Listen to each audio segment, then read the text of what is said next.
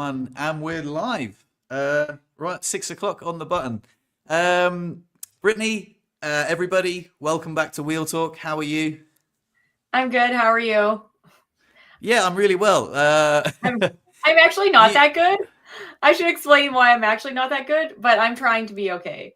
I was like up most of the night feeling super nauseous and I puked just once, but I don't puke that often. And I think it's just too much junk food.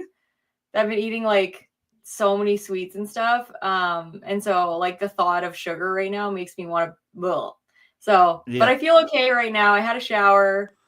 I'm good to go. I just am not like I'm a little bit tired and a little bit like shaky, but I had a banana, so yeah, hopefully that I don't know good. sits Because we well. weren't gonna we weren't gonna do the live stream. You messaged me like 2 hours ago, maybe saying, "Oh, no, Yeah. I'm unwell, can't do it." And then you were like, "Let's do it," and I was like, "Oh, all right, let's do it." So that's pretty funny. A little bit spontaneous after all. So tell me about your Christmas, pal. What's been going on apart from you getting ill? Fill me in. It's actually been really good. We spent the actual like day of Christmas with Joe's family, playing board games and stuff like that. Joe's mom is like she loves to cook, so there was so much food over there, which I'm not used to all the time, because I eat small meals. And so it was just yeah, that was a lot, but she's Mhm. like the best cook ever, so it's hard to say no to all the amazing meals. But yeah, so they have like they live on a lake, and so there's the kids went skating every day, which is like really fun. And Jacob, who like he's not even really could skate at all, and then all of a sudden he's just like skating around playing hockey with like other kids, which is crazy how fast he just got really good at it. And Jamie too, so that was fun. um yeah, we got like lots of stuff for Christmas, lots of good stuff for Christmas. And then we went home, spent a night at home, and then we drove up to my parents where I am now.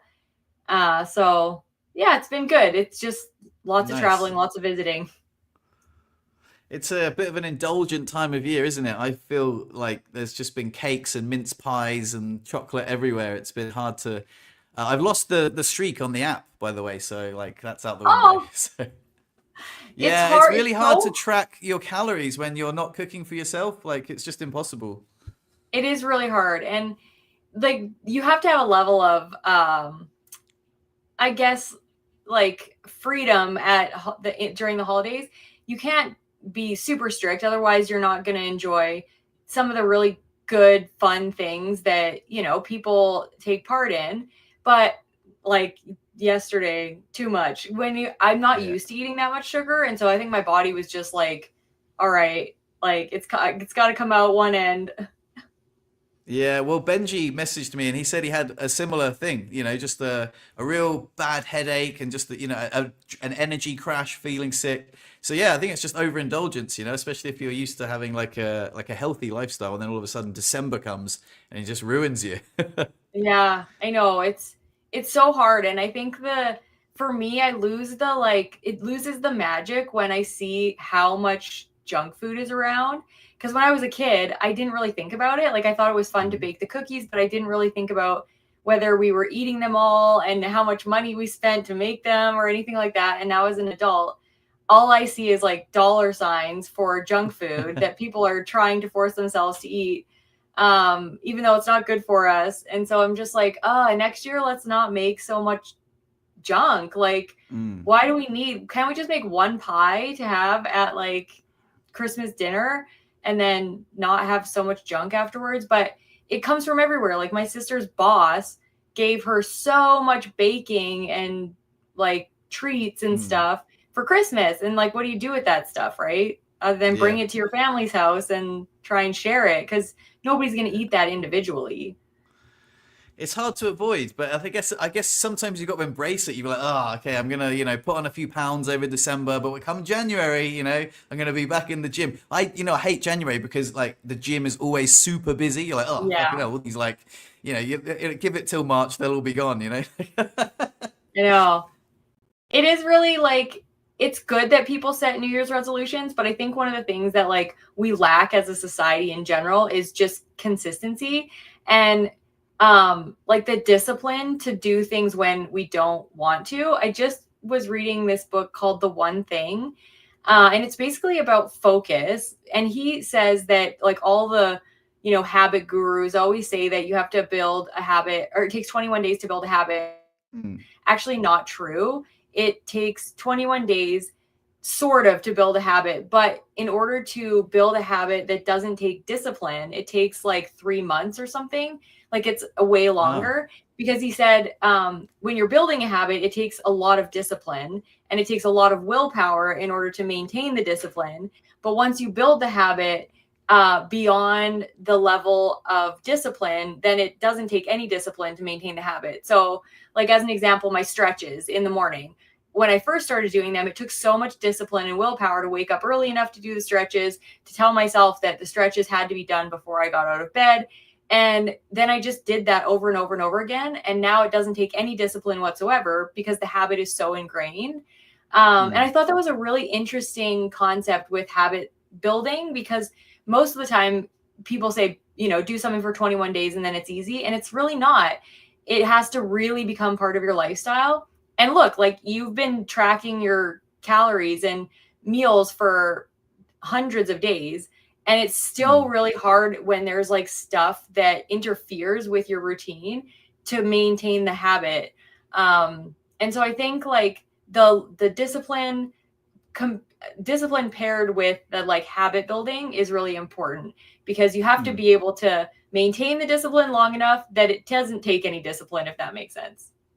Yeah, I know exactly what you mean. I kind of, I like I say, I let it go for December, the whole. But talking about like habits, I'd like to break habits. I've got the terrible habit of like looking at my phone, and it is like it's really. I know I've banged on about this before, but I genuinely feel like it's like a drug habit. Like Yeah. I genuinely have a problem, but it's so like who do you go to? You got like I don't know, like Phones Anonymous. Like it's just so crazy, and it's just such a wild addiction that I really want to break. Yeah. Some days are like really productive, and then some days I just relapse and just like scroll for hours, and it's yeah. Anyway, so It, looking forward to the new year. I'm looking to yeah. start some new habits and definitely break some. I was wondering if you had any new habits that you want to build into the new year. For me, I actually like spent a lot of not a lot of time, but I probably spent like an hour or two um thinking about what I wanted for 2025, because my 2024 went so fast and so um like it was just all over the place. Like I didn't have any set goals or intentions. I YouTube was like really inconsistent. I was like planning all these trips without really thinking about why I was planning them and like all of that stuff.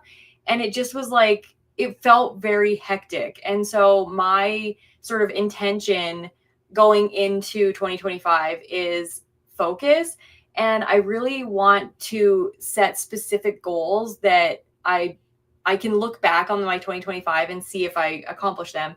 So, um, yes, definitely like distraction is a huge issue for me, and procrastination. So I want to work Mhm. really hard this year on understanding like where it is that I procrastinate and why, because a lot of the time the things that I procrastinate on are things that are going to be a lot of work, but then end up not being a lot of work at all.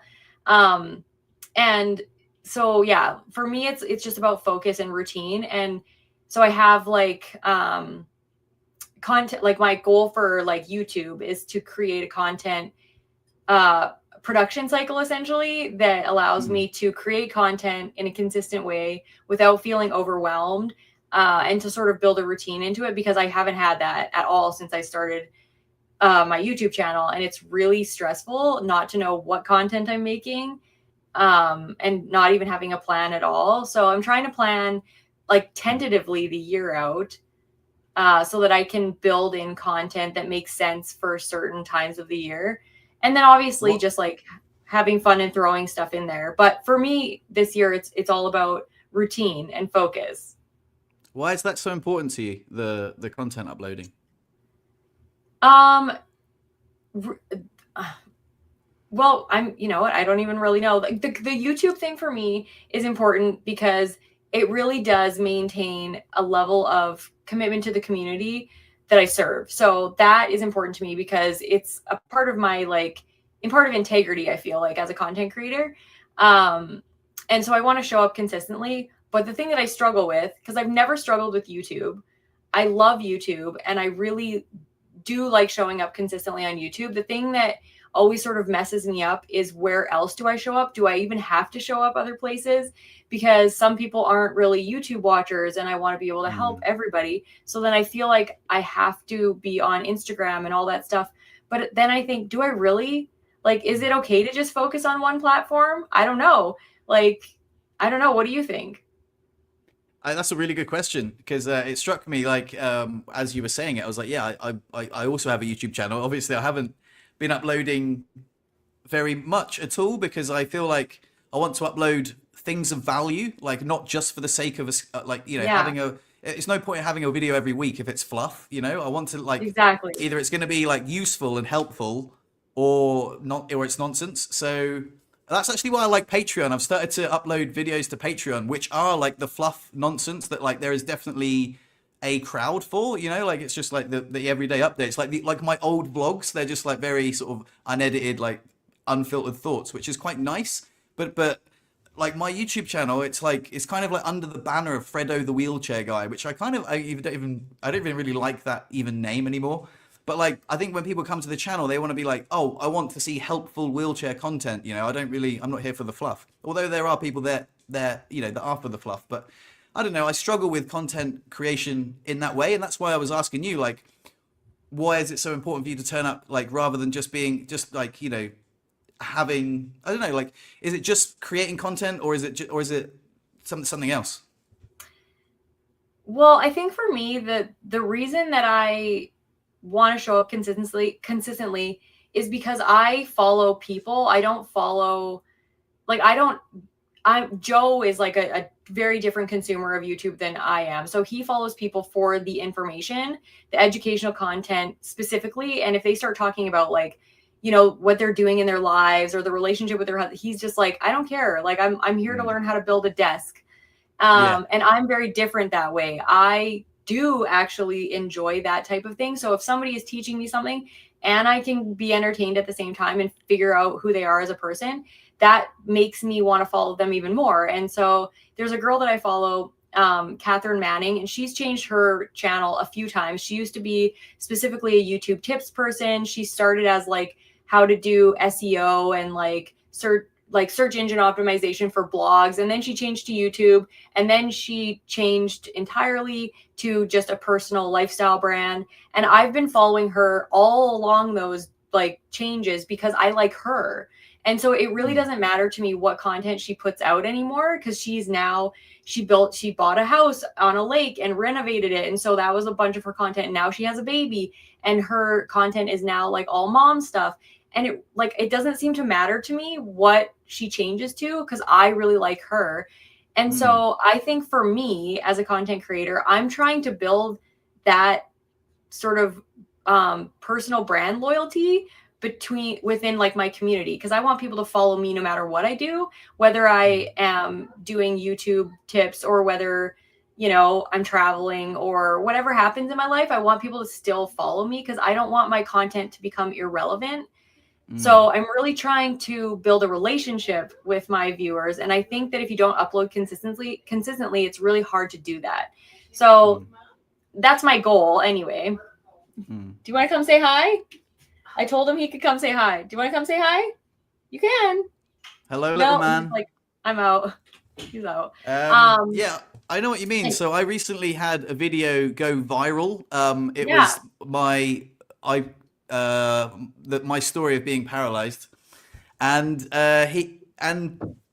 since then I've got like I think it had like 20,000 views in just like a few days, and it's already had like 40,000 views anyway. Because like every year it seems, or like a couple of years, the algorithm picks it up, especially around Christmas. It's just like, oh hey, look at this paralyzed man telling his story, and I get like really weird comments from people, like actually really lovely comments. Like some of them, oh yeah, one of them was really fucking awful. Like on Christmas Day, this guy commented, I can't believe you snowboarded off a cliff, you fucking loser. What a stupid thing to do. And I was like, what the hell, dude? That's Christmas Day. Oh my God. Why Yeah, would I somebody know. say that? I don't know. I just thought it was kind of funny. I guess the more views you get, like the more the broader spectrum of comments you get. Like I guess like seeing as I have like a narrow nuance, the people that comment is normally overwhelmingly positive. But the more the wider you cast the net, you get all the trolls that are just like you're a fucking idiot. And I was just like, oh my god, that's actually kind of funny. I was like, it's Christmas Yeah. Day. Like, what sort of day are you having that you had to like have a go at me? Like, yeah. That is one thing that I think is a fear as content creators as you grow and as you allow more of your life to be sort of shown on the internet, because it's really easy for us to be, wheelchair how to or whatever Mm. content creators and not talk about anything personal in terms of, our values or political beliefs or any of that stuff. But as we become more a personal brand and less of just, wheelchair people, then we do share some of that stuff. And then I think the more you allow people into your life, the more trolls you get. Mm. And it's always interesting to me why somebody says that stuff, especially about like on my recent, well, not recent, it was a couple months ago where I shared my accident story. A bunch of people like jumped on it being like, why did your mom let you go snowmobiling and stuff like that? And I was like, it's so easy to look back and be like, oh, I would never do that. But nobody ever does something knowing that they're going to get paralyzed. Nobody's ever like, you know what? Probably going to get paralyzed, but I'm going to do it anyway. Nobody ever thinks Mm. that. Just like nobody ever, takes their kid to do something knowing that their kid is potentially going to die or have something horrible happen to them. That's never like the thought. So Mm. shit happens, and sometimes in the least expected situations. So you can't predict when stuff's going to happen. And like if he listened to your accident story, it wasn't like you were just like, I know I'm knowingly jumping off a cliff into this like really dangerous area. Like Yeah. you couldn't see. Yeah, yeah. No, you're right. Do you know what? You've actually really inspired me. Like, so on the other end of the spectrum, you do get like people that find your channel through that video, and then I've had two guys that have like gone back to my old vlogs, like my very first one where I was like in the hospital bed, like, oh, I'm paralyzed, and then I shot myself as well, which was funny. And then yeah, and then like you can see that the comments are rolling in like on all the old vlogs. They're just going through my backstory, like, and I'm like, holy shit, man, like that's so lovely. Yeah, there was a guy that was commenting on loads of them. So I think that, and I did used to share that sort of content. I don't know why I'm so scared to do that again. I feel like maybe it's because I wanted to like, I don't know, part of me thought it was a bit cringe and I was going to move away from it. But since doing the Patreon vids, I kind of like, I enjoy releasing that type of content, and there is like I guess an audience for it, and also it makes me feel kind of good to share these things. The other thing was one of the guys messaged like left a comment saying that you're a really great communicator, you're very eloquent, like what a you're a wonderful inspiration to a lot of people. And I was thinking, oh wow, like if that's not a wonderful compliment for me to like keep uploading content, I don't know what is. So I don't know what's stopping me. I guess there's some sort of creative block there that makes me feel uncomfortable, but I think I want to move past it. I think that like there's a guy that I really love named Seth Godin, and he blogs, like writes every day. So he started blogging in 2006, and he has literally written a blog every single day for that long. Like, and Mm. it's 2025 almost. And he always says that like he nobody ever has writer's block or creativity block, because he's like, if somebody was to ask you a question, you would just talk. And he's like, everybody just thinks that everything they say has to be super profound or important in order to say it. And he's like, that's so untrue. He's like, if you are allowing your personality or whatever you want to be on the internet, it doesn't really matter what you have to say. It just matters that you're saying it, because it's going to connect with somebody, and some of it might not connect with anybody, but you never know what's going to connect with somebody, right? So he's just like, Mm. just say whatever it is you have to say, and all the time. And some of it won't connect with anybody, but that's not the point. The point is just that you are being creative and putting stuff out into the world that's creative, and not consuming, right? So Mm. yeah, I really like his thing because he, like he said, some days he writes a paragraph, some days he writes like 1,500 words, and it's profound some days, and some days it's nothing important at all, right? And he Mm. writes so much that he has like a backlog that he can, if he's like sick or something, he just uploads things that he writes Mm. randomly throughout the day. Are you Yeah. gonna come say hi or not? I can If you're see not the gonna little come say man in hi, the you gotta stay background. out. He's just like Uh, wants to see. Maybe we could ask the audience, ask the people that are in the chat, like, what sort of content would you guys like to see? I know that like a lot of you guys are Yeah. here for Brittany. You've got like a much larger following, but like, what sort of content, is relevant to you? Like, is it helpful videos, like wheelchair videos, or is it like lifestyle vlogs, or is it just any sort of like little life Yeah. updates? Like however fluffy. We could do with the feedback. Yeah, I think that feedback is important. Um, I asked my audience this like a couple years ago when I wasn't sure whether to change my channel name to just Brittany Noonzig Mm. or keep it as Empowered Para. And people had very specific views about it. Some people were like, oh, I could care less what your channel's called. And then other people were like, no, Empowered Para is like important. And so I kept it as Empowered Para just because a lot of people who connected with the disability sort of brand thought it was an important piece. But that feedback is actually important for us as creators to know whether we're doing something that's interesting to people. Because yeah, like you said, if you had a ton of feedback that said, I love just the talking to the camera vlogs like in your vehicle, you do more of them, Mm. right? Yeah, yeah. Yeah, absolutely. I think you're right. I think maybe I just overthink it sometimes. I don't really like the name Fredo the wheelchair guy. Like I feel like yeah, I'll kind of want to change it, but I don't know what to. Like maybe just I don't know, Fred Smith. But Yeah, yeah, I why know did you that's want the to hard change thing. Empowered Para? What? Why did you want to change Empowered Para? I wanted to change it because I didn't want to be pigeonholed into Mm. disability content.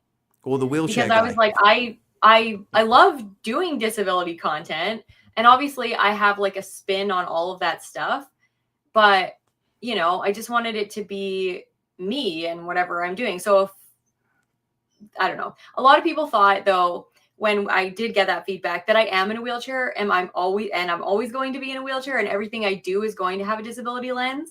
So keeping it as Empowered Para is, not really pigeonholing me because my Mm. wheelchair sort of pigeonholes me in life in general. So but yeah, I just wanted to change it because I was just like, well, what if I start doing like, not that like, I don't know, guys, I like want to homestead someday. I want to try homesteading. Like, what if I'm doing that? Mm. And it's not really about, wheelchair stuff, but then I'm homesteading in a wheelchair. So it is kind of wheelchair stuff. So yeah, I don't know. I think it Yeah. just like the people that just have a name like Gary V, like he can do whatever he Mm. wants. And he's Yeah, not, yeah, yeah. Gary V the marketing guy or Gary V the wine guy. He can be all those things at once. Yeah, exactly. Yeah. All right. So now I'm going to open up to the audience. I feel like my channel needs a different name. Please be as creative as you can. I don't want to pigeonhole myself as the wheelchair guy. It's already bad enough that everywhere I go, I'm in a wheelchair, like, and the Mm. reason why I changed it was because I thought of myself, oh, people think of me as the wheelchair guy, and I thought it was a bad thing. And then like one day I was just like, fucking hell, I'm the wheelchair guy. I'm gonna fucking own it. And then I changed the name of the channel to like Fredo the wheelchair guy because I was like, people think, oh, he's the wheelchair guy, and I'm like, yeah, I fucking am the wheelchair guy. So I was really enthusiastic about it at one point, but I feel like I've sort of moved past that stage now, and I just want to Yeah. like something a bit more neutral and I guess mature, maybe. I think that's Rebrand. like, yeah, the girl that I was talking about earlier that I followed, her channel was the content bug when she first started. And it was like cutesy. She was like a Mm. young marketing professional. And then as she got older, she was just like, I hate the content bug. But the hard thing is if you are known by that name, then like everything on the internet is that. And so it's a little bit of a struggle when you're trying to maintain like the search engine optimization. But I never use my website very much anymore, which I should. I should. So it's like, Mm. I feel like it would be fairly easy to change either of our channels. But yeah, I don't know. Yeah. I struggle with it. And then I like I always thought like empowered para, like sort of pigeonholes me as like a paraplegic sort of like Mm. as expert. But then I'm like, well, I guess para could be paralysis, like empowered paralysis, because it could Yeah. be Yeah. two different things. So I was like trying to like figure out how I could, make it make sense to a broader audience, but I don't know. Jim says just Fred Smith, and I like that. I think maybe just simple, just Fred Smith. That's it. Not the wheelchair guy, just my name. I quite like Yeah. it. I think when you first start your channel, it helps in the algorithm to have a specific name that people all automatically see and get an idea of what your channel is about. Because if it's just your name, they have to bounce around on your channel and watch some videos to figure out what it is that Mm. you are, making content about. But if people see Fredo the wheelchair guy, then people who are searching disability content, Yeah. I feel like they're going to click on it easier or faster. So I think establishing a brand presence with a targeted brand name might be a little bit more effective than just a name. But then I also think it can hurt you later on as you're Yeah. scaling your brand. So it's kind of an interesting conversation. And I've read so many different articles about it. And it basically says there's no right or wrong answer. And that, the easiest way to pigeonhole yourself is to create a brand name. Mm. Well, yeah, and then also probably we're overthinking it as creators, and a lot of people just don't care. They're just like, "Pff, never even thought about it before, just like your channel." But that's the reason why I was like, "Oh, wheelchair guy," because at one point I was looking for wheelchair content. So if I'd have been like, "Oh, Jim the wheelchair guy," I'd have been like, "Yeah, sweet." Like I'll follow this guy because his content's going to be about wheelchair stuff. But then as I kind of want to like I don't know, not really focus too much on the wheelchair, maybe just like create different content, but also want like the valuable videos to have a home, like that people can find. Yeah. I guess what I want to do is make more personal content that is not necessarily helpful for new wheelchair users, but then not every video has to tick that box. I just Yeah. sometimes think that it does. Well, and I think people in wheelchairs are genuinely interested in just what people in wheelchairs do, as, people that have been injured for a long time. Like it doesn't have to be, this is how I make my life successful in a wheelchair. It's just them watching us do whatever it is that we're going to do and also be in a wheelchair at the same time, I think is really helpful. And not making it necessarily about the wheelchair, just being in the wheelchair and doing what we're going to do and making content around what we're doing. Like for example, like your art, or your, relationship with Chris, like that, it's not specifically targeted to, wheelchair users, but you're in a wheelchair and other wheelchair users are going to want to see Mm. how you live and that you have a relationship and that you have other interests and hobbies, other than, trying to think about your wheelchair 24/7, which is like, that's the Yeah. goal. That's the goal for me as a content creator, is to help people that are newly injured kind of take care of all of the little things that are taking up their mental energy, bowel, bladder, UTI risk, all of that stuff, so that they can focus on other things. Because eventually you don't want to have to worry about that stuff. And I feel like that you're living a successful life, or that you've kind of like made it as a person with a disability, when those things lose Mm. the frontal focus and they become just like things that you do in the background, like any other person that has to poop and pee and eat Mm. and whatever, right? Yeah, it's like the video that's just gone viral. I've had loads of comments saying, "Oh, you're so brave! Like, good luck adjusting to your new life. I wish you the best." And I'm like, "Fuck, mate, that was 5 years ago. I'm like, it's a breeze now. You know what I mean? Yeah. Like thanks, but no thanks. You know what I mean? Or like I Yeah. appreciate the comment, but like that was ages ago. Like I was like, oh, this is how I snowboarded off a cliff and broke my back, and now I've got to stick my finger in my bum, and all this, and Yeah. and like boo hoo, like not really, but like Yeah. but now it's just like, yeah, that's just my life, man. But it's interesting for people to see me through that fresh lens. It's like, yeah. Yeah. It's also So really fun. sorry, I have a question real quick. Does every one of your videos, when you make it, do you think, how helpful is this to the community before you make it? I don't think that about like my personal vlog type content. I That's do good. That's try good. I do try and think, like I did um the Montana vlog. I think it was the Montana vlog. I can't remember which one it was, but I was like horrible. I was like, it didn't show. Oh no, the Mexico one. That's where it was. When I went to Mexico, it didn't show how I got in the pool. It didn't show like so many things that if I were watching as a person with a disability, I would want to know, well, how are you Mm, getting in the pool? Like it's just, I just showed myself in the pool. And mm, so like certain things like that, after I watched them back, I'm like, okay, there's so many missing pieces here that somebody who's curious about life in a wheelchair would, you know, be left wondering about. So I sometimes watch my content back and think I could have done a better job at being helpful and entertaining at the same time. But I forget to film that stuff. Like I just went to Joe's parents' house and it's not wheelchair accessible at all. Where I sleep is down in the basement, and the house to get in has like a bunch of stairs. And so Joe and Jacob have to lift me everywhere in the house. And I didn't film that at all. So I just filmed all the like fluffy, fun Christmas things and put it in a YouTube short. But I didn't show this is what it's like for me when I go visit somebody else's house. And mm. I'm like, that's interesting to people because a lot of people are thinking like, what is it like when you go to your in-laws? Like how do you use the bathroom or how do you get down the stairs?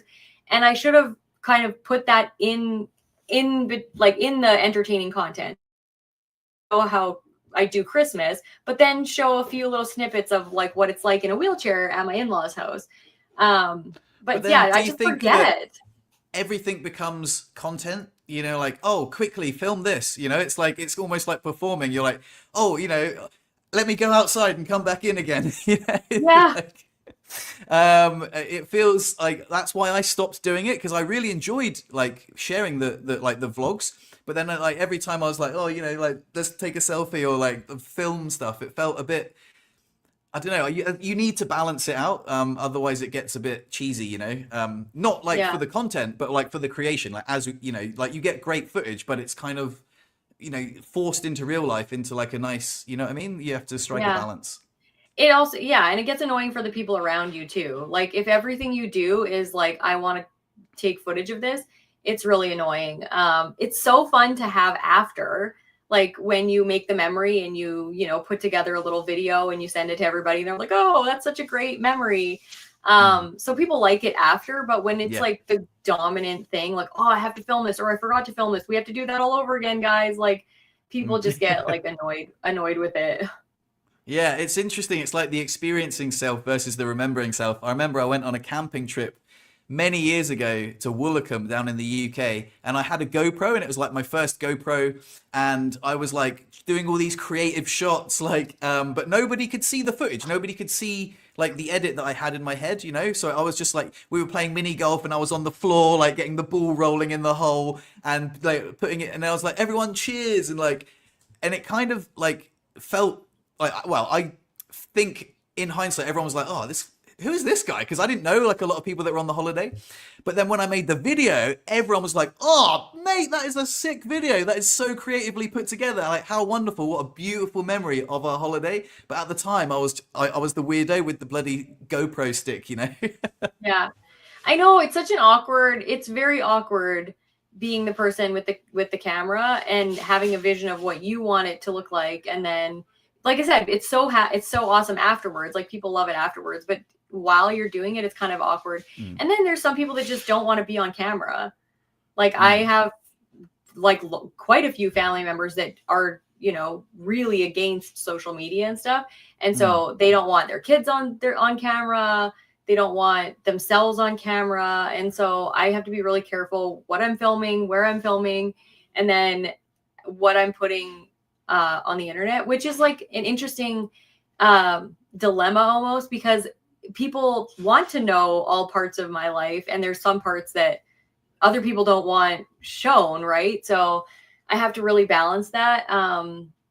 And a lot of the time it takes planning. Like it takes planning mm, to be like, what am I actually going to show in this vlog? And what am I going to film? How am I going to film it? And then you just have to like, you have to be willing to like wake up in the morning and actually do it. Like this whole summer, we got a new holiday trailer. And our acreage has changed so much because we like we cut a bunch of trees down, and I didn't film any of that stuff. And I kept saying like, I'm going to show you guys like the acreage update and I'm going to, show my new trailer. And then I never did because I just kept forgetting, or I would be like, oh, I forgot to film. And then we would be leaving. And so it's just, yeah, it's an interesting dilemma to have for sure. But I think it's like you have to treat it like a job, like where you are going to film on this day for a specific reason, but you don't have to vlog the entire trip. And I think that's something that I have to also get used to, is just taking little snippets and turning them into YouTube shorts so that it's not such an arduous, like I'm making this giant, like half an hour long video. And then if there is something that I think is important to vlog about, then actually taking the camera and doing it for one day of the holiday, but not making it like, the whole holiday.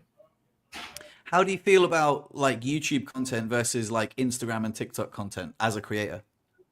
As a creator, I think short form content is killing our attention span. And I think it is a horrible way to build community. I think it's a great way to get to know the personal aspect of people's lives. Like I have a friend going with the Gagnons, Jordan and Krista. They are on TikTok and they have a really loyal following, but it's because Jordan has like complex medical needs. She's like got things that are always happening that need updates.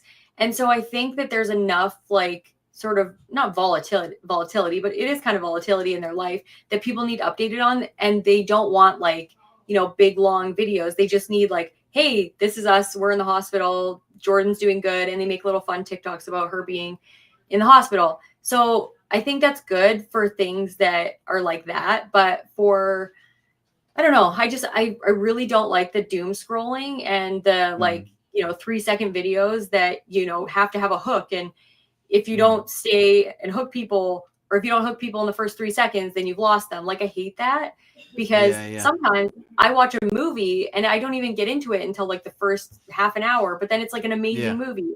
And I'm like, you would miss so much good content because the creator wasn't like good at giving hooks or creating hooks or whatever. Yeah. Do you are you familiar with the podcast Diary of a CEO? Mm-hmm. Yeah. So his podcasts, every episode, he has this insane intro where it's like, like it's kind of like limbic hijacking. It's like, look at everybody with the left eye, or like this psychological trick, and it's really wildly like, loud and, like, he asks a question and then it's just about to answer, and then it kind of and it's just really, I feel really unnecessary. Like it's a podcast, like I want to listen to the entire conversation.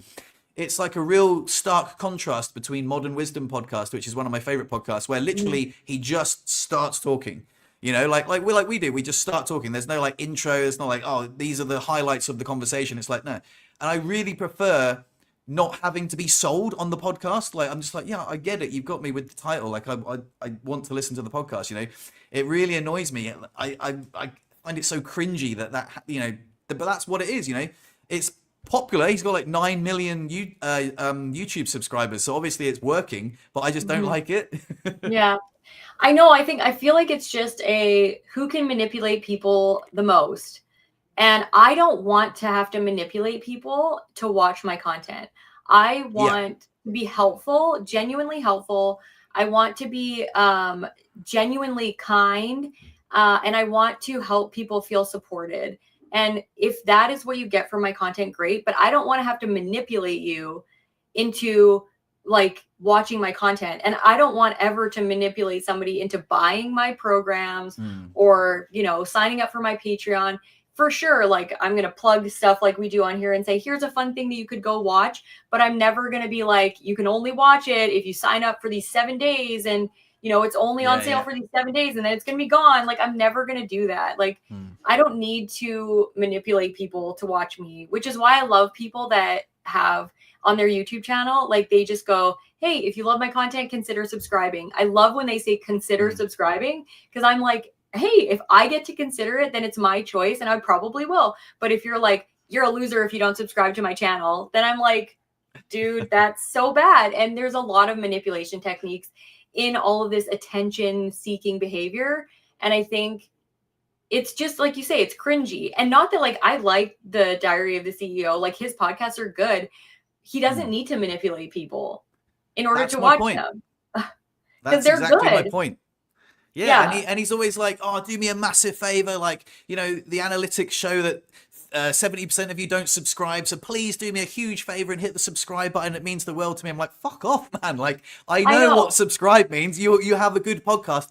I will automatically subscribe. I know what it means. You don't have to like Mhm. beg me for it. And that's why I don't like it. Like I say, like I like people that just get to the point and you're like, and just give you the benefit of the doubt. Like, oh well, I'm sure that you'll subscribe if you like it, because obviously you know how YouTube works.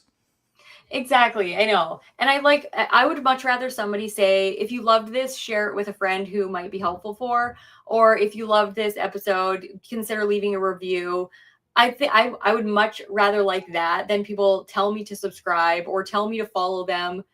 Yeah, we get it. We get it. We know how to find you when we want to, get your content. But I'm also like I'm bad. I like never like content ever. Even on like social media, I never hit the like button. It's just not something that I do to interact with Mm, content. I barely even leave comments. So I'm really bad in that way in terms of I've engaging with. noticed. I know. I'm so bad. I don't even text people back half the time. You probably noticed that. I'll text you back. I'll read something because I'll be busy and I'll read it and then I will forget about it. And then I'll be like, oh shit, I have to like text this person back. But Yeah, that's all yeah, right. I'm like a I really remember I texted you the other day, said that you're a loser, and then I didn't text you back, and I was like, oh, I hope she meant like, oh, you loser, and like, you fucking loser.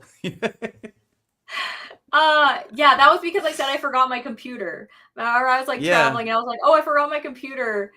So my live is and gonna then have I to just be on my phone. And then I went back and and then got I it. I called you a loser and didn't text you back for a few hours, but yeah, obviously it wasn't. It was kind of weird. I came back to my phone. I was like, oh, I hope she got that in the right, Yeah, no, because I sometimes did. when I it's did. text, you're Yeah. like, yeah.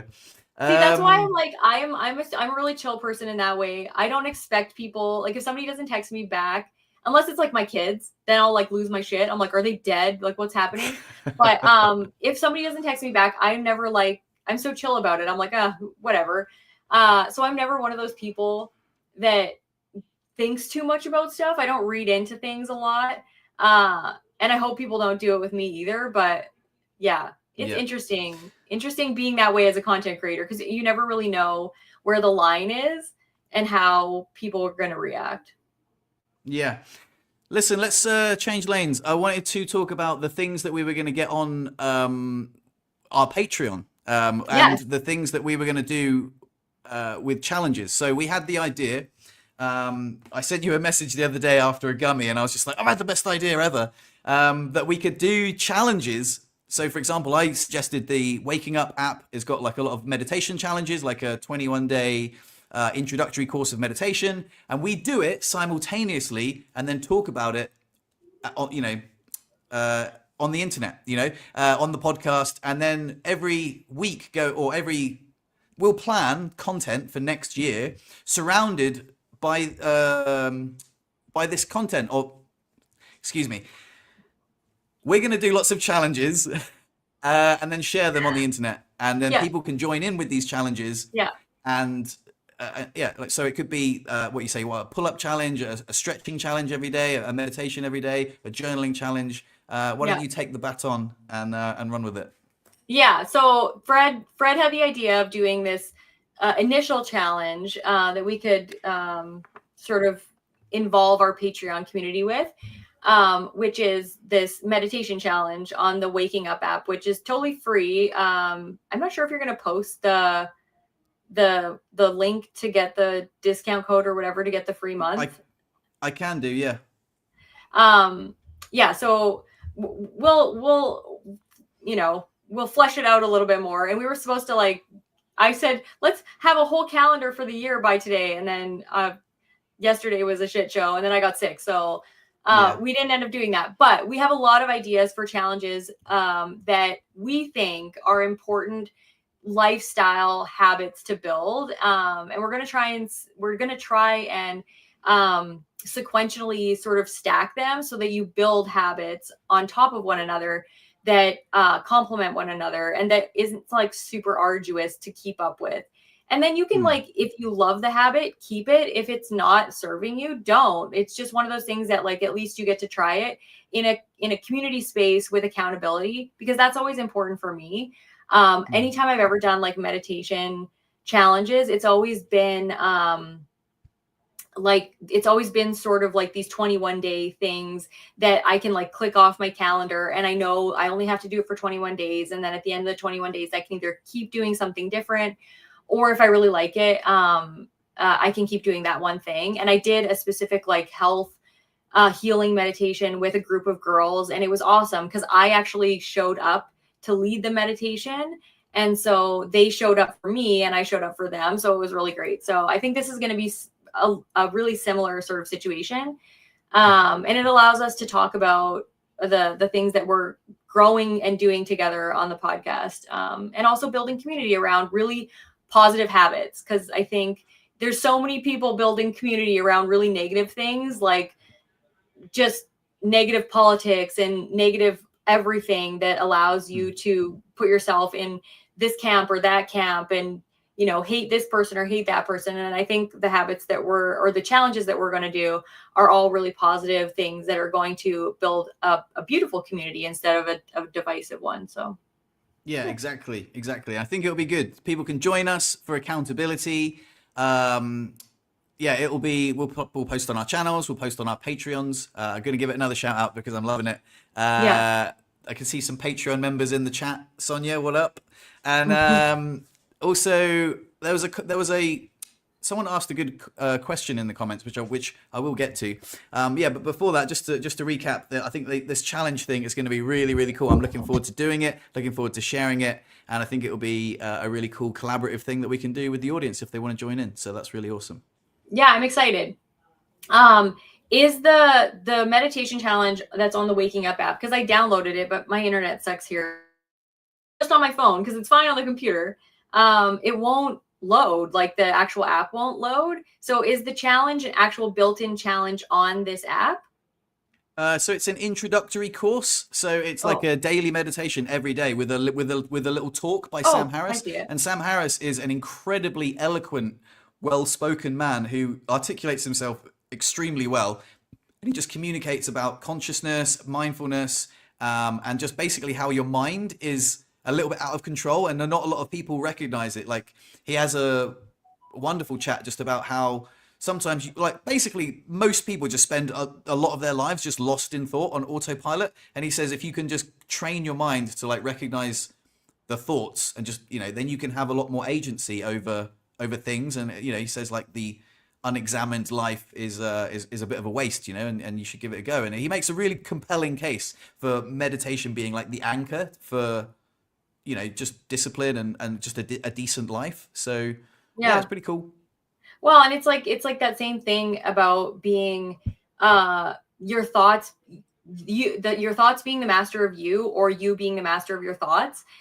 There's a lot of like meditation teachers and stuff like that talk about mastering your thoughts so that you are in control, like you are the pilot in your life, and you use your thoughts to direct your reality instead of the other way around, where your reality is directed by like your wayward thoughts. And it's really like, I wrote this in one of my, which I haven't done in like months and months and months, one of my newsletters, talking about how I stop ruminating on things. Like if my thoughts go crazy, because your thoughts, your brain is just an organ that is meant to create thoughts. And some of them are helpful, some of them are not. And you have to like train it in order to create helpful thoughts, and ones that are going to allow you to live a positive reality, or ones that, if you don't train it, then they can go in the other direction. So yeah, I was finally able to pull it up. So like I don't know if you guys can see that. It's like pretty introductory course. So there's like an introductory course when you sign up, and it's 28 days. So are we all going to start together if we do it? I think, I tell you what, let's start next week. I think that's probably a good shout. I mean, I've kind of already started it already, and I've done the introductory course about like 4 times already, but like, I think it's really nice to refresh and just like actually have a meditation practice every day. Like, it's actually quite nice, and you only need like 10-15 minutes every day. So yeah.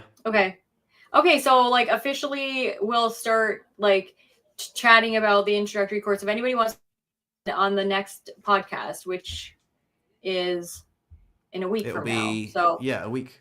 Yeah. yeah, so Uh, we'll start, right? how are We could Mondays do, working for you, like for the podcast? All right. yeah, they're okay. Just because I can go back to Tuesdays, my rota's changed. If you prefer, we can chat about Um, that later. yeah, it really doesn't matter to me. I don't know, maybe if you guys want to throw in the comments whether you like Mondays or Tuesdays better, then it'll help us decide. Jace, Yeah. he doesn't want to come in and say hi, but he just wants to be making noise. I want to address this comment from Paolo Razador. I wish you both a great New Year's Eve and a wonderful New Year. I'd be grateful if you could share some tips in regard to dating when you have a disability that affects your mobility to boost your confidence. That's a really, really good question. And there's definitely some videos that I've made on my channel that are addressing that directly. And I think, Brittany, you've got the same. So why don't you take it? Dude, you're gonna come and say hi, or you're gonna go out? You want us to come and say hi? You gotta come in. No, they can't see you. You gotta come way up here. We have a little. Okay, he's not coming in. Okay. Okay. So the dating thing, I actually do have quite a few videos on my channel about dating with a disability, and the mobility. I wouldn't say the mobility aspect of dating with a disability is actually that important, as long as you have the sort of, if you've done the mental sort of work that you need to in order to feel A, not like a burden, B, like you deserve, love and respect and all of the things that any other person looking for love deserves. That whole notion of like, what do you bring to the table? Like, you have to feel like you bring something to the table in order for dating to really be successful. Because I think mobility aspects of like the disability are almost not important once you have the mental aspect sort of worked out, so that you don't come into the relationship expecting that you are going to be a burden. So yeah, I have lots of videos about that, but that's just like my sort of Cliff Notes version of like how to date and not do it terribly. There you go. There you go. I could also outsource you to some videos I've made in the past, but if I could succinctly wrap it up, I would just say, like, love yourself first. I know it sounds really Yeah. cheesy, but like, if you go into a relationship like looking like wanting to be loved and coming across as needy, it's just a really unattractive quality. So like, you've got to really love yourself first. As cheesy as that sounds, I know it's wanky. You probably wanted something a bit more concrete than that. But like, yeah, if you really love yourself and then have no what's the word, attaches on the outcome, like just be free, then someone will be really drawn to that energy because it's quite rare. And the other tip I would give you is just to, instead of being interesting, try to be interested, because a lot of people like try to be like really charismatic, and I think there's something that's called reverse charisma, whereas if you can make the other person feel really charismatic, that's a really wonderful quality. So yeah, you should take those two things on board and then check out the videos that we've made. Hopefully that helps. I think that's a really good piece of advice. Worry less about what people are thinking of you, and worry more about how present you are and what you're thinking about them. Because I think when you worry and you're too self-conscious about yourself, then you lose all charisma and you lose like your confidence. And if you stop worrying about what people are thinking about you, because that's what I always used to think about, is what people were thinking about me, or I would make up stories about what they were thinking about me, and I wouldn't allow people to, love me, or I wouldn't allow people to, enjoy my company, because I was so worried about what they were thinking about me and making up bad stories about what they were thinking about me, that I then, came across as like insecure and like desperate and just like all the negative things that you don't ever want to be. And now I'm just like, I don't give a shit whether people like me or not. I'm like, I think I'm cool, and I'm going to ask as many questions as I possibly can about that other person. So I think that's a really, really good piece of advice. It is a I have no really good idea. advice. It's interesting because like sometimes you are insecure and desperate, and then the advice is just to be like, "Hey, don't be so insecure and desperate." Be like, "But I am." Can you not see that? Like, well, it's so hard. But like, well, I guess once you get on the other side of it, you're like, "Oh yeah." Like in hindsight, it's obvious, but like that is Yeah. really it's really hard if you are insecure and desperate to like just hear that and be like, "Oh yeah, just try and not be that." You know? Yeah. I do think there's a level of faking it till you make it because Yeah. I didn't immediately gain confidence as somebody in a wheelchair, and I don't always have confidence. Like I talked on the last podcast about going to my friend's birthday party and not knowing anybody there, and I was immediately like, oh, I have to do the cringy, uncomfortable thing of going to sit with somebody that I don't know. And I'm always just like, what if people don't want, some people are very uncomfortable when people come up to them like, can I sit with you? And they would say yes, no matter what, because that's a polite thing to do. But really they're thinking, I don't want to sit with some weirdo I don't know. And so, everybody's always, insecure in tons of situations. And you really just do have to kind of fake it till you make it. And I do think that people don't do it enough. People really Mm. just have to get in there. And then once you lose the like discomfort and gain the comfort, then the confidence comes back. So, Yeah. um, Exactly. I wanted to just address this right here. Is filter free dead? So my newsletter is called Filter Free Fridays, and I used to do it every Friday or pretty consistently every Friday or every second Friday. And I started with videos, like just videos that I would send to my newsletter community. And then I realized that I'm a way better writer than I am a speaker because I'm inarticulate when I speak, and I can I can get my point across way more like emotionally and like I don't know. I'm just a better writer, I think, than speaker. So I started writing, and it's not dead. It's just like I said, the summer. The last one I did was in June before the summer. I think it was in June, and it just this year has just gone crazy. Like I had so much crap going on in the summer, and because I didn't plan any of my content, then it just got away from me. So it's not dead. I promise I'll bring it back. I have a couple of like filter free Friday newsletters like already started that I started writing like 4 months ago.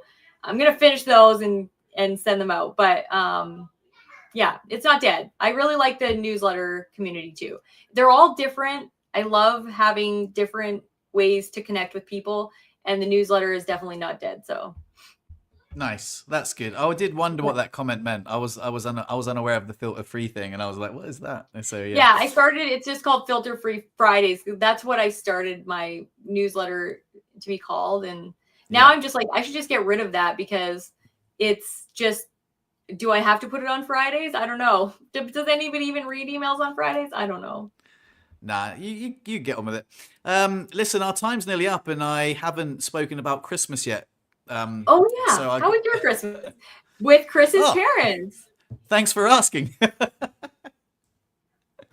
Yeah, it's been really good. So Chris's parents don't speak English, so we've been communicating mostly in French, because well they're Spanish, but they speak French. So both our French isn't amazing. Like well, actually Chris's mum's French is pretty good, but the conversations have been not fluent and native, but good. We've been getting on really well. Something really funny happened last night.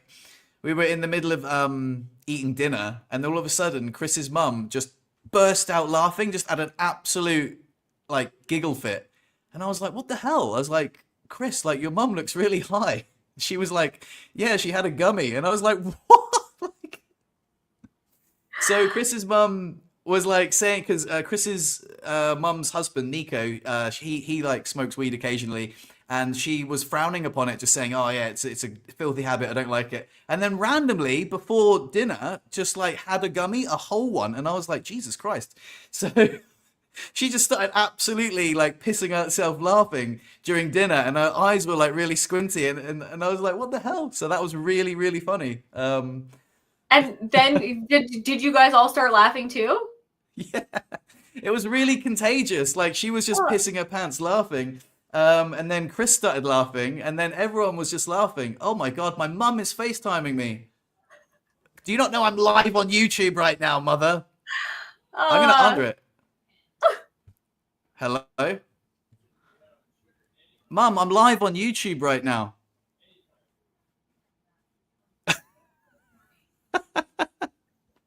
No worries. I'll speak to you later, yeah? All right, bye. That's awesome. I can't believe you answered that. That's so funny. She was like, Um, sorry. no, That's my sister's hilarious. coming in. Anyway, Uh, yeah, so everybody's Chris, coming in. yeah. Sorry, keep going. Um, uh, yeah, Chris's mum like got high really randomly. I did some magic last night as well, which was so cool. I love again, like I love doing magic. I did a few tricks for Chris's family, and again, I had like the most amazing reactions. Like her sister was blown away. I did some mentalism, and she was like blown away. She like was convinced that I was reading her mind, and it was really fantastic. And yeah, it was just really lovely to be able to do that. And interestingly enough, because it snowed here a lot, I've been feeling quite uh like self-conscious about like being a bit of a burden because we go places. Can you Mhm. hear me all right? Yeah. So I've been trying in a way to like overcompensate, be like, oh, you know, because in the summer here, I feel like I can do everything, but when it snows, it's such a ball ache and it holds me back so much. So in a way, I feel like I've been overcompensating by like, oh, being like a really good boyfriend and like cooking meals and then like doing magic, you know, like, hey, is this your card? You know, like, Yeah. and just trying to be, I guess, yeah, I think like overcompensating a little bit because I guess it comes from a little bit of an insecurity, not I guess an insecurity from being in a wheelchair, but not to do with Chris, but like to do with her parents, because I don't want her to think, oh, you know, you're dating someone who's like a Yeah. burden or possibly incapable. So in a way, I've been like, you know, trying to overcompensate in the ways that I can. I don't know if you Did can relate to that at she all. did she let you in on any of the conversations she had with her family about you being in a wheelchair? Like what was their reaction when she first told them? Um, like did she give you any indication about what they thought of that? Um, no, I don't think we've had that conversation actually. I haven't even asked. No, I think I did actually. I think I did ask early on, and they were like, "Oh yeah," they weren't really bothered about it. But I think when because I've got a YouTube channel, it's really interesting. Like that's another thing, like having a We can YouTube channel, work. even though they don't speak English. My girlfriend's family can watch my YouTube channel, and it's kind of like that's the other thing that holds me back from uploading like the real personal stuff is that like anyone can watch it, and it's kind of sort of oversharing on the internet. Anyway, so yeah, they did know they've seen like my stuff on YouTube, so they kind of could see how I was. I guess because social media is a highlight reel anyway. You should kind of show your best self. That was something. But like I guess when they came here, I was quite conscious of like, fuck, it snowed loads, and this is like the worst time of year for me because like, oh, you're gonna go walk the dog? I can't come. You're gonna go walk around the lake? I can't come. Like, and I wonder how you deal with that actually, because I've been really struggling with the snow. It sucks. Uh I just don't go a lot of the places, which really is annoying. Like the whole Yeah. skating rink at Joe's parents. We drove down there and then Joe's like, "Oh, like it's not shoveled at all to the skating rink." So he was Mm. like, "Maybe I'll bring the snow blower," and like he would have had to like snow blow like this entire like giant section of road in order for me to wheel in there. And then because the lake is so low, where the skating rink was, normally it's like at the top of the Mm. ground, but it's not. You had to go down a big ladder to get to the skating rink, so I Oh, couldn't go. So it was just kind of annoying those things. So yeah, I just like miss out on some of those things. yeah. Funnily enough, here I forgot to mention this. So like my parents moved to like a big acreage, and there's like a toboggan hill here, and my dad like plowed because he has like equipment to plow in order for me to wheel over there. But I was like, I want to try and drive the quad, and I totally did awesome. Like it did such a good job. I didn't think I could drive a quad very well, but I did good on that. So I was able to kind of go watch Jamie toboggan here. But I couldn't participate in any of the skating. Yeah, it's winter is really hard because there's just very few places that you can go, especially if it's not like adequately shoveled. I am getting a Yeah. sit ski built, which I'll try and like document so that I can go in the snow, cross country skiing in areas that I might not have been able to get to. But yeah, snow just sucks. And especially when you feel like you're trying to make a good impression on like how independent you are and you really are in. It's just in certain circumstances you're not, you know what I mean? You're not going to go out in the snow, especially where you live, that's like 5 feet of snow and walk the dog. Like that's not possible. Yeah. Yeah, I know. It sucks. Like sometimes like again, it took me like 45 minutes to dig my car out, which I guess you could look at that through a lens that's like, oh, that's really cool. Like he dug his own car out, but it's like also, I can't like I have to shovel my way to the car where people can just literally, and it's like I was actually driving along the other day and I had this really weird like feeling of somberness. I felt somber and I just felt like, God damn it, man. Like I just was looking outside. I was just like, my injuries really robbed me a lot of my vitality.